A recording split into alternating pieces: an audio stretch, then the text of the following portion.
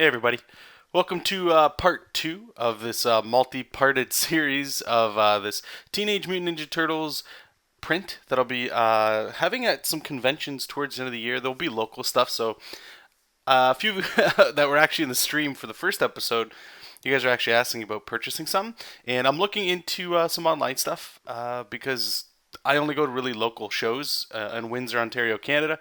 So if you guys come around there, maybe even Toronto, I'm going to try to get into next year. By all means, stop by. But for the vast majority of you that cannot go to any of these, stay tuned. Follow me on my social media and stuff, and I'll most likely make a YouTube video addressing when and where you can get that kind of stuff. But yeah, so this is going to be like a double page spread in a lot of ways. And for those that don't know that in comics, imagine just turning the page like you're reading it and you flip it, and it's two pages that are sort of like a pinup. Kind of like what you see here. Now, my goal with this is, again, to be selling prints, and I'm going to be making 5 new prints this year to just, have some new stuff at my booth to sell. And I'm obviously a huge fan of Ninja Turtles, and I wanted to try something a little different with this one. And I'm a fan of, like, prints that sort of line up, and that's what I wanted to do with this one. I wanted to have the heroes on the left, the villains on the right. It's been done to death, but I've never done it, right? So I wanted to try it myself, and plus it's also a nice practice to see how Manga Studio can handle a double page spread and working with a lot of layers and some stuff going on, and just to seeing how my system handles it, which is good to know now, because sometimes when you get into comic book work or like client stuff and your computer bogs down, it's nice to know how far you can push it sometimes. I also want these prints too, right? Like if people just want the turtles work. If they want the bad guys work. Ideally people buy both. To be honest with you guys, I can't wait to have this stuff printed out and put on my own wall. I think it'll actually be really cool. And okay, so like I said, this is part 2. This is wrapping up the rough stages. I'm sure somewhere at the beginning of this video, I had in the beginning there just sort of showing you guys, or a link anyway, to the first episode. And what I did there is what you can kind of see in the background there, these silhouetted shapes. They're in color and they're turned down in opacity quite a bit. And they're really just used for placement. It's very quick to get some stuff done. They're a little tough. In the first episode, it was a live stream, so it was like, I think, 4 hours long. And I could understand nobody really watching that, or as many people not watching it, because it's so, it's a thick video, right?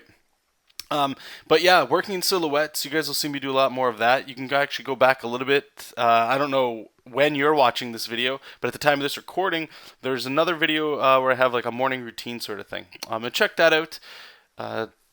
Tons of stuff on there. Check out concept artists. They all do this sort of thing like that. And also there's another YouTube channel I've been talking about called Sketchcraft. If you're not following him or listening to that channel, go check them out too. That's where I sort of started to see, why am I not doing this in comic book work? It doesn't make sense that I'm not doing this.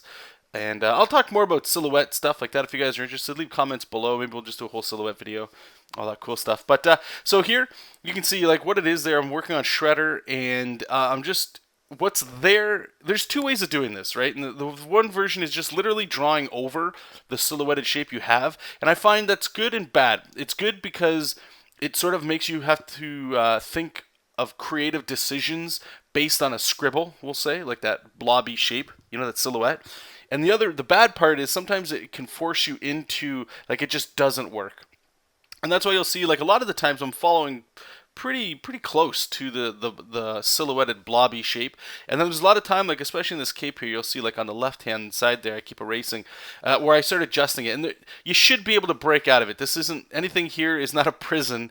We just want to keep this stuff moving forward. And the silhouette stuff, to me anyway, it adds more than it actually takes away. So like right now we're doing Krang. He'll be really awesome in the background there. And I wanted to go with that classic look. I like the cartoon look of Krang.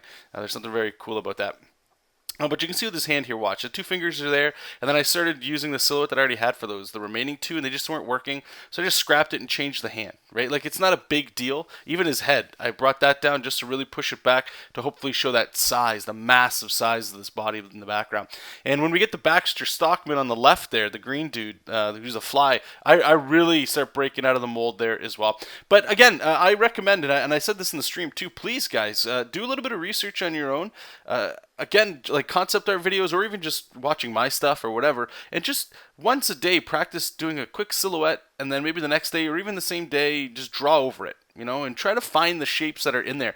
And you'll actually be surprised with a lot of the cool designs you can get out of it. Not just anatomy-wise, but if maybe you're drawing aliens, or like this is a good example for Baxter Stockman, right? Like a four-armed flyman. It's pretty easy to how we all sort of draw. And you know, you start building up with just lines, and then you go from there. Working with the silhouettes, it's different. It is totally different, but I find it's a different tool set. And I don't want to praise it too much. It's not the second coming here, but it just has like this organic, natural feel, and the process feels right to me anyway. Like in a shot like this, right, we've got all these pinups. You could do your thumbnail like we all do, and then you sort of sit down and you start doing what I'm doing right now with the sketch. You know, you start figuring out where like Rocksteady here, where he'll be, and all that stuff. But what you miss out on, or what you possibly could miss out on, is organic shapes that happen from using like a pressure sensitive brush or a textured brush for your silhouette, like your initial silhouette shape, right? There's things that happen there that you're able to manipulate very somewhat, I don't want to say very quickly, but it is essentially just a blob, right? So it doesn't cost a lot, and for speed's sake, you guys all know, if you've been following my channel for any length of time, if something can help speed us up, then it's all good, right? If something gets us to be able to hammer stuff out quicker so that we can make more, I'm all game. I'm all game for, if you want to call it shortcuts, whatever you like to call it, that's cool. And I wanted to talk about what I just did there. I've done it a few times, and you may be wondering what the hell I'm doing. But so on one layer, I have this rough line work here, and then I make a layer underneath it, and in Clip Studio, Paint, Manga Studio, whatever you want to call it, there's a I forget where it is. It's near the bottom of the toolbar, like above the text. I think it's also in the perspective ruler tools. If you click that, it looks like a speech bubble with a black. It's like a black speech bubble, and what that does is it's a lassoed selection, and once you stop making that selection, it just auto fills it with a color. You could use just a generic lasso tool to do this. That's cool. I just like that because it's quick. And what I do is I make just like a brown in this case, under layer, so that when I move the line art and that, I can still block out characters from behind each other. And this just helps because I still want to be able to have that flexibility to move characters around from foreground elements, background elements. Maybe I want to put a character on top of somebody, and that just helps with that workflow. And here we're in our favorite program, SketchUp. Now I'm doing Bebop here and his chainsaw, and you know, I knew I was going to use a 3D model anyway. And in the rough stage, I don't necessarily like to always do this. I like to just get there myself. But it's a complicated thing. I've never really drawn. No, I don't think I've ever drawn a chainsaw. And I'm in this stage again. It's the roughs, right? Like I'm not doing tight line art. This is all quick, and the thought needs to be there, but the thought doesn't need to be put into the point where it's like I need to figure out how to draw a chainsaw right now. A generic scribble works, right?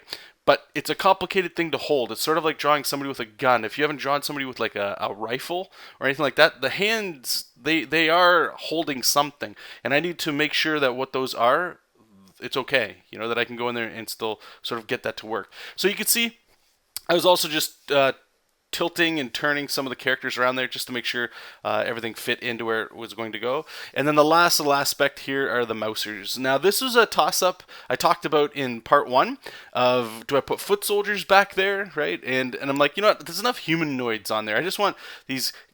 To me, it's kind of like if you ever played Dragon Quest, you get the little slimes, or in Final Fantasy, the little Moogles, right? Like they're just little cute things, little chocobos, little things you can put around that sort of just make the eye drift around, right? And they're like a whitish, grayish blue, so they'll also pop over some of these characters as well. So I'm going to say thanks so much for watching. This entire double page thing is going to be recorded and shared on YouTube, so you guys can look forward to that.